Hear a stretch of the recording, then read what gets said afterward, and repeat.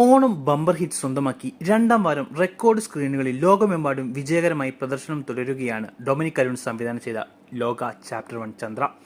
Release ചെയ്ത് ഒരാഴ്ച കൊണ്ട് 100 കോടി രൂപ വേൾഡ് വൈഡ് കളക്ഷൻ സ്വന്തമാക്കിയ ചിത്രം 200 കോടി ക്ലബിലേക്ക് കുതിക്കുകയാണ്. കേരളത്തിൽ ആദ്യ ദിനം 250 സ്ക്രീനുകളിൽ റിലീസ് ചെയ്ത ചിത്രം ഇപ്പോൾ 503 സ്ക്രീനുകളിലാണ് പ്രദർശിപ്പിക്കുന്നത്. മാത്രമല്ല, കഴിഞ്ഞ ദിവസം ചിത്രത്തിന്റെ ഹിന്ദി വേർഷനും റിലീസായിട്ടുണ്ട്. മലയാളത്തിലും തമിഴിലും തെലുങ്കിലുമെല്ലാം ബ്ലോക്ക് ബസ്റ്റർ റിപ്പോർട്ടുകൾ സ്വന്തമാക്കിയ ചിത്രത്തെ ഹിന്ദി പ്രേക്ഷകരും ഇരു കൈനീട്ടി സ്വീകരിച്ചിരിക്കുകയാണ്.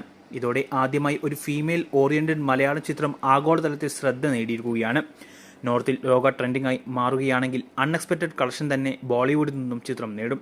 നിലവിൽ 8 ദിവസം കൊണ്ട് 130 കോടിയോളം രൂപ വേൾഡ് വൈഡ് ബോക്സ് ഓഫീസിൽ നിന്നും നേടിയ ചിത്രം നാളെയോടെ 150 കോടി ക്ലബിൽ കയറുമെന്നാണ് കരുതുന്നത്.